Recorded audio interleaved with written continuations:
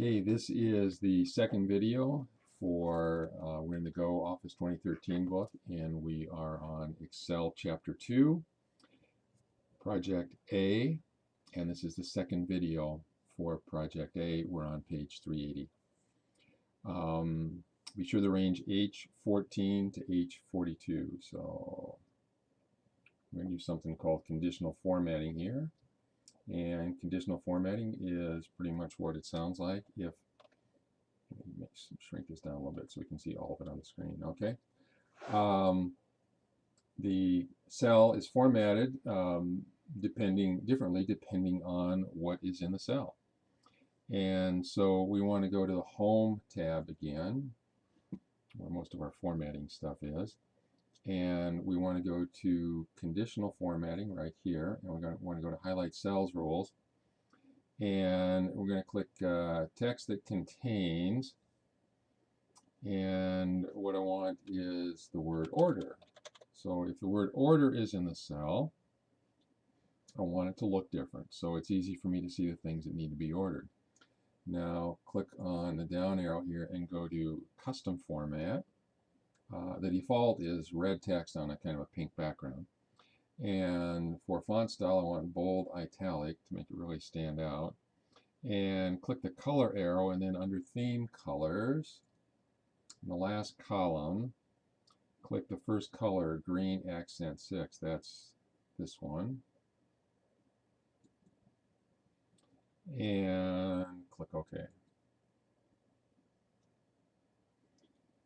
And now click OK again to finish our custom formatting. And now every time the word order appears in a cell, it's going to turn green. And I'm going to change this to order. I'm just going to type right on top of what's already there. And as soon as I do, it turns green. I'm going to do Control Z to get that if statement back in there the way it was before. Okay, now I want to select the range over here in column A from 14 to 42. I'm going to do some conditional formatting here. And this time I'm going to do data bars. And under gradient fill, I want to choose the orange data bar and click on it. And what this does is it makes a bar and puts it in a cell that's proportional to the size of the number that's in the cell. And so if there's a lot of stuff, if it's a big number, you'll see a long bar. If there's not a lot of stuff, you'll see a short bar.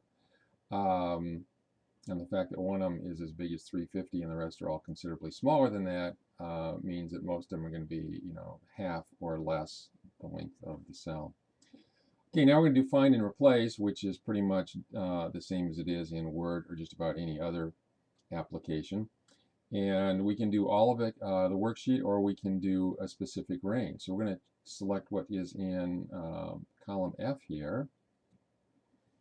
And I want to go to the Home tab, and under Editing over here, I want to do Replace. And I want to find the word. Let's click in that cell. And I should see a cursor there, but I'm not, but it's still going to work. Erosion. And I want to replace that with erosion control.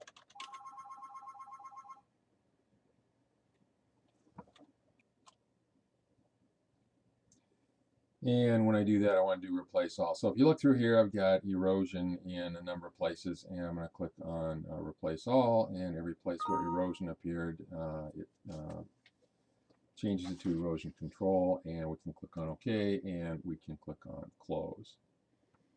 And now we're on top of page 382, activity 2.12.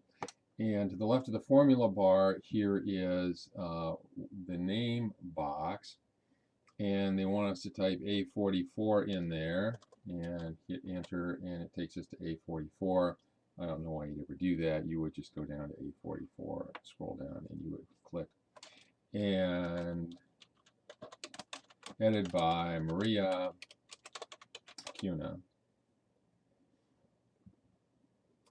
And now we're in A45, and what I want to do is I want to put in the current date and time. There's a formula for that. and it is under the date and time group here, and it is called now. And it just looks like that, and notice it says takes no arguments. There's nothing in between the parentheses over here. Click on OK, and it puts in the current date and the current time. And now we close the function arguments. I already did that, and save our workbook again. And now we're on activity 2.13. We're going to freeze and unfreeze some panes. Let's do a control home to go up to cell A1. Scroll down to row 21, which is right here. And I want that to be in the top of my Excel window. Okay. And when you do that, all the titles disappear. Okay. So what we want to do is we want to make the titles stay there. So we want to go to row 14. And this is a command that changes the way things appear on the screen. So it's on the View tab. And what we want to do is we want to freeze panes. And if I can either freeze the top row, which would be row 1, or the first column, which is column A. Or if I do this, if I do freeze panes, then everything above the cursor and to the left of the cursor will remain frozen no matter how much scrolling I do. Now there's nothing to the left of the cursor, but if I scroll down, you see those headings stay in view, and that's a real handy feature. If you've got a long list of stuff, you can always keep the column headings visible. And now I guess we're going to undo that. So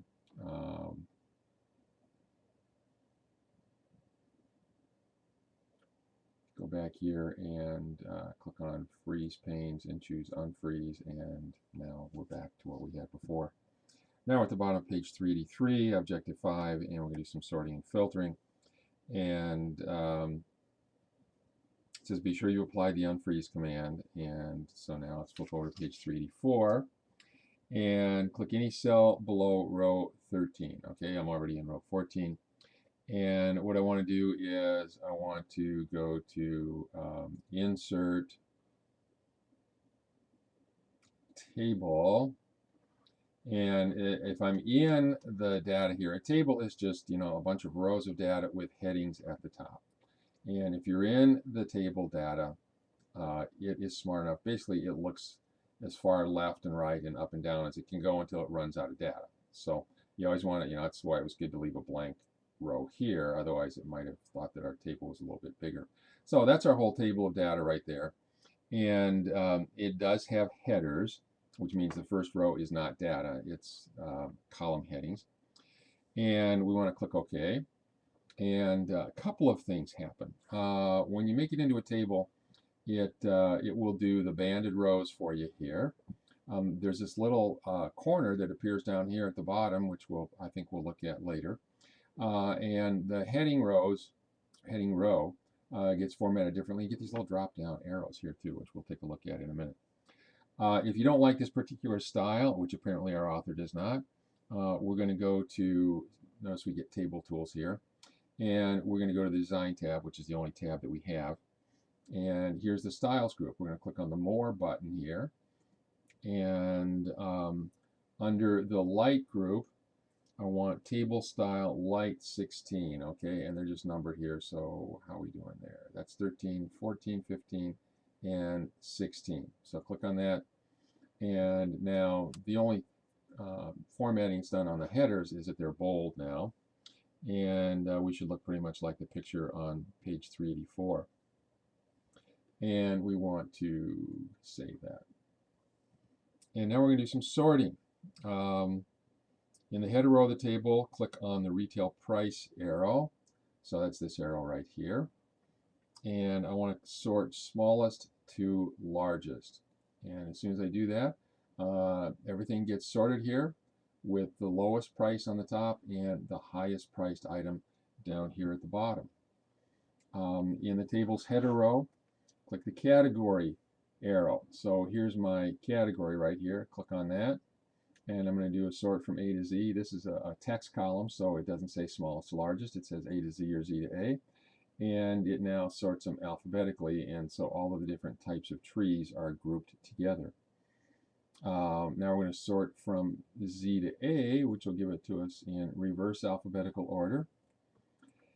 And we can also, so sorting is really, really easy. If you make something into a table and you get these little drop-down arrows here, all you do is click on the arrow and tell it how you want to sort. Now we're going to go to page 385, activity 2.16, and we want to click the category arrow again, it says, and click select all to clear the checkboxes. We're going to do some filtering now, which means we want to see some of the data, but we want to hide some of the rest of the data. I just want to see maple. So if I click on that checkbox and click on OK, guess what? I just see the maple trees. And now when that happens, a little funnel appears next to the arrow, so you know, that's how you know that a filter has been applied. And what also happens is the numbers here are no longer in sequence, and they are also become blue. So if you see blue numbers over here, you know you're not seeing all of the data. Point to the funnel icon, and if you pause, it says what the criteria is for my filter, and it says equals maple. Now click any place in the table, and on my design tools here, there's an option to add a total row. Let's click on total row, and that row 43 now that we left blank is going to be a total row. So we can put sums and a few other things down there.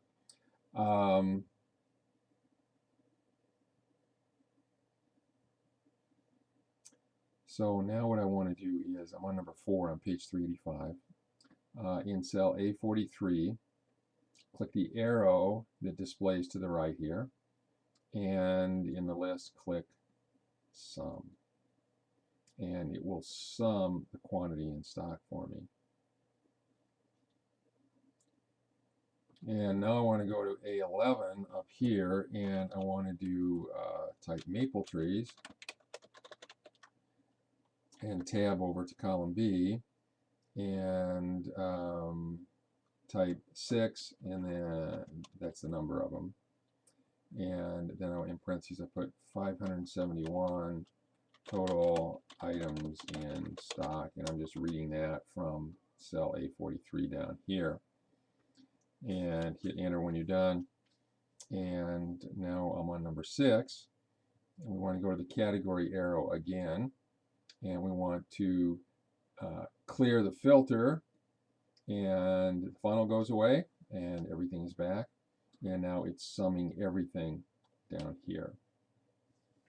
Now let's turn to page 386, and on page 386 we want to click the landscape use arrow right here and click on the down arrow, and we want to turn select all off so we can pick what we want.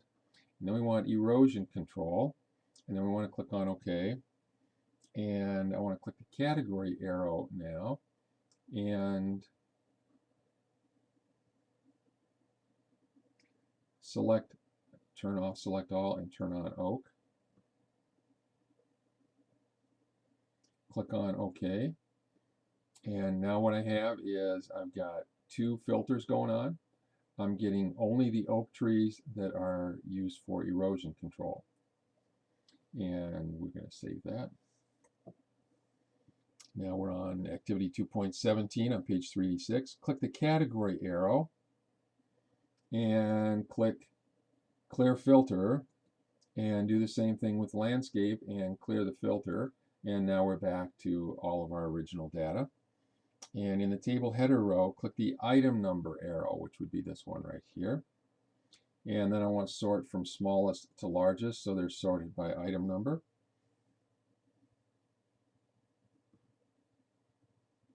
And then we want to click any place in the table. I'm on number 3, and display the table tools on the ribbon up here, and click on the Design tab. And in the Table Style Options group, okay, Table Style Options right here, click the total row, and watch what happens to row 43 down there. It goes away. And now we're going to convert it from a table back to a range. And one of our options right here is convert to range. And when I click on that, I say yes, I want to do that. And now it still looks like a table, but I don't have these drop down arrows up here on the headings, and that's how you know it's not officially a table anymore. So let's save that. And now let's go to page 386, the bottom of the page. Actually, we're up now at the top of page 387. And we're going to modify and shrink the worksheet view. So do Control Home, take you up to the first cell. And on the View tab, in the Zoom group, click on Zoom. And we're going to do 75% and click on OK. And it shrinks it down. And I can see more stuff. And actually, the easy way to zoom stuff is go over here or do what I'm doing now. Hold the Control key down and pull the mouse wheel towards you. And every time you do, it'll shrink it by a little bit. And now we want to go back here and go back to 100%. If you click on the plus sign, it goes in increments of 10%. So now we're back to 100%. Page 387, activity 2.19, splitting a worksheet window into panes. Click cell F9, which is, let me see, right there. And in the View tab, in the Window group, I want to click on Split. And that will split my worksheet into 4 parts. And I've got basically 4 windows now that I can scroll independently. If I go over here and scroll, it's independent of the top part. If I go to the top part and I scroll, it's independent of the bottom part. And sometimes it's nice to be able to see stuff from the top and stuff from the bottom at the same time, and you don't need to see everything in between. And that's when this comes in handy. It says draw number 3 on page 387. It says drag the lower vertical scroll box down to the bottom of the scroll bar to view line 44.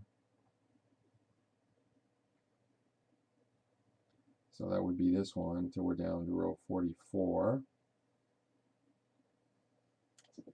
And it should look pretty much like it does on figure 2.29. And now we're going to click on Split again to remove the bars. And we're going to do Control Home to go to the top of the document. And now we're going to change the theme here a little bit. We're going to go to Page Layout and go to the Themes group. Click on the Themes button and choose Slice right here. And that gives a lot of blue to our spreadsheet. Now select A13 to H13, A13 to H13. I'm going to go back home and do some styles here. And we're going to do heading 4 for our column headings. And then we want to center all of those. And then we want to go to A1 up here. And now we're going to go to the Page Layout tab. And I didn't do this in class. You can also do this by going to the File tab and going to Print, which is where I usually do it. So that's why I didn't do it in class the other day. And now on the Page Layout tab, in the Page Setup group, click on Margins and click Custom Margins. And when you do, this is that same box that you get by clicking on Page Setup if you do a print preview. And we want to center it horizontally on the page, so the left and right margins will be the same. I want to go to Header and Footer, and I want to do a custom footer. And on the left side of the custom footer, I want to insert the file name, which is the little green X here, and it puts in a code, and then click on OK and click on OK. And now you see this dotted line here. That means it's not going to fit on one page, at least with the current orientation. And now I want to do a print preview, and the way I do it is I have a hard time remembering Control F2. So I'm going to go here and just do a print.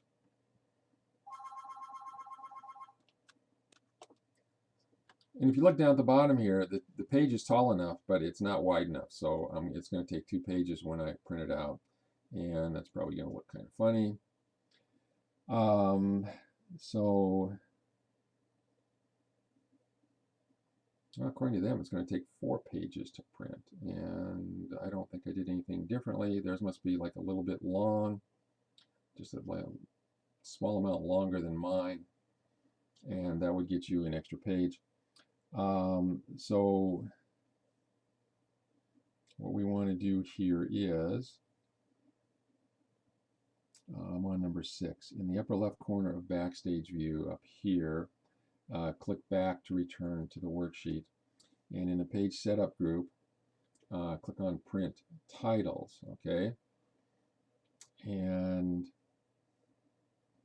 under print titles, I can select the rows that I want to repeat, which is right here, rows to repeat at the top. I also pick columns to repeat on the left. And then click on the little red button over here, and it will let us select all the way down to row 13 here.